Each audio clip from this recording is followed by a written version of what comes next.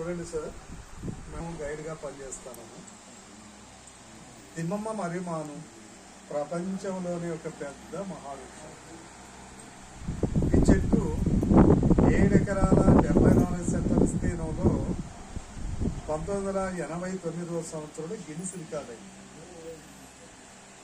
తిమ్మమ్మ అనేటువంటి ఒక మహాసాధ్వి శిరోమణి చరిత్రే తిమ్మమ్మ.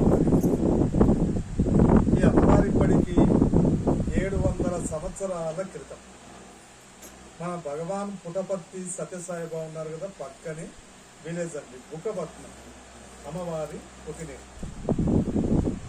అక్కడ వెంకటప్ప మంగమ్మ అనేటువంటి పుణ్యదంపతులకు తిరుమల వెంకటేశ్వర స్వామి వరప్రసాదిగా అమ్మవారు జన్మించారు. మరి బుక్కపట్నం నుంచి ఇటు ప్రక్కన బూటిబయలు, ఈ ఊరు అమ్మవారికి అత్తగారి. ఇక్కడ బాలవీరయ్య అనేటువంటి వ్యక్తికి అమ్మవారిని ఇచ్చి వివాహం చేశారు. అమ్మవారికి కొడుకు కుమార్తె. కొంతకాలానికి అమ్మవారి భర్తకు కుష్టు వ్యాధి స్థాపన అయినా తన భర్తను ఆనాడు ప్రత్యక్ష దైవంగా భావించి 5 సంవత్సరాలు సేవ చేశారు. కానీ ఇది నయం కాక భర్త చనిపోవడం జరిగింది. అమ్మవారు కూడా సతీ సావిత్రిలాగా తన భర్తతో పాటు సతీ సాగమనం చేయాలి. ఇలా చేయాలంటే చూడండి, ఇప్పటి మండల వ్యవస్థ బదులు అప్పట్లో పాలేగాల, అలా మనమున్న ఈ ప్రాంతాన్ని పక్కంటి పాల్యం అనేవారు.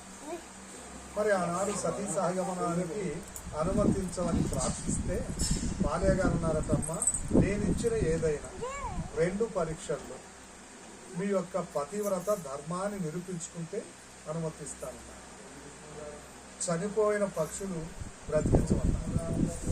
ఎండిపోయిన కాకర చెట్లు పూలు దివ్యలతో ప్రత్యక్షంగా చూపించమన్నారు. మరి 2 పరీక్షల్లోన అమ్మవారు విజయము సాధించి తన యొక్క పతివ్రత ధర్మాన్ని నిరూపించుకున్నారు. పాలే గారు ఆనందంతో అమ్మవారికి పాదాభివందనాలు చేస్తూ అమ్మవారి కోరిక మేరకు సకల సౌకర్యాలతో, చూడండి ఆ మధ్యలో గోపురం కలిసి పెట్టారు కదా, అదేనండి ఈ చెట్టుకు మూలం. ఆ చోట అగ్నిగుండం ఏర్పాటు చేస్తే దానికి 4 ప్రక్కల ఆనాడు అమ్మవారు ఎండిపోయిన మర్రి కొమ్మను నాటి, అయ్యా మా శరీరాలు ఈ అగ్నిలో కాలి భస్మమైన వెంటనే చితి నుంచి నీరు పొంగి ఈశాన్యపు కొమ్మ వట్టిది మానుగా చిగురించి అది మహిమానితమైన మర్రి చెట్టై ఈ కలియుగం ఉన్నంతకాలం తిమ్మమ్మే మరిమాననేటువంటి పేరుతో పూజింపబడుతుంది. అది వెళ్ళండి అమ్మా, గుడి దగ్గర ముందుకు వెళ్ళండి.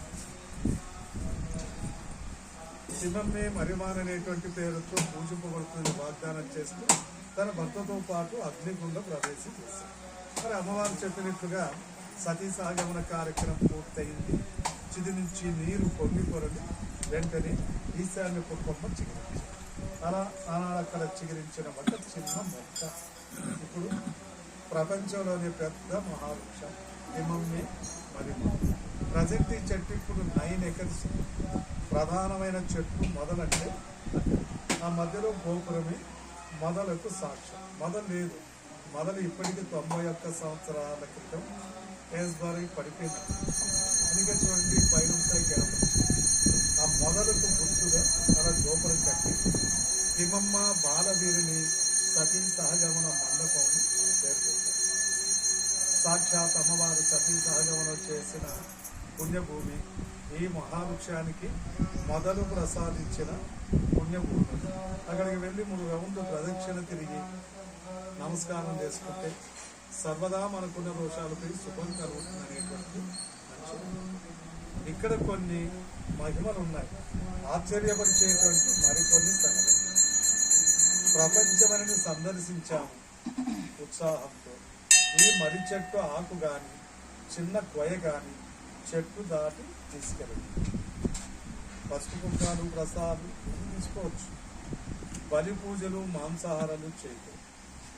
ఒక మంచి వరం, సంతానం, వివాహం, ఏదైనా కోరికలు అవ్వచ్చు. అమ్మవారిని ప్రార్థించి మృక్కుబడి చేసుకొని పూజారులు ఇచ్చిన ముడుకు అటుపక్క చెట్టు గడతారు. ఏడాది తిరగకుండానే సంతానం, వెంటనే వివాహం. మనం అనుకున్న కోరికలు ఈడేరిపోయినటువంటి నమ్మకం.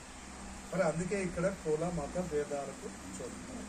ఇక్కడికి వచ్చిన మీకు మీరు ఎప్పుడూ చూడని ఆశ్చర్యం ఏంటంటే ఈ మహావృక్షం మీద పక్షులు గూడు కట్టవు. కానీ పగలంతా పక్షులు ఇక్కడే ఉంటాయి, మరిపరితిని ఆస్వాదిస్తాయి. మరి ఎక్కడే కానీ గడిచి ఎంత క్లీన్గా ఉంటుందో చూడండి.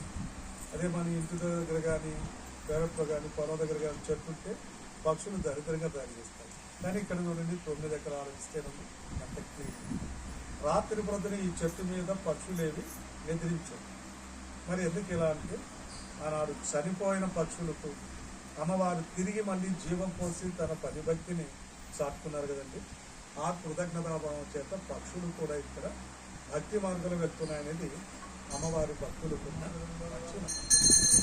ప్రతి ఏటా మహాశివరాత్రోత్సవాలు పెద్ద ఎత్తున జరుగుతాయి.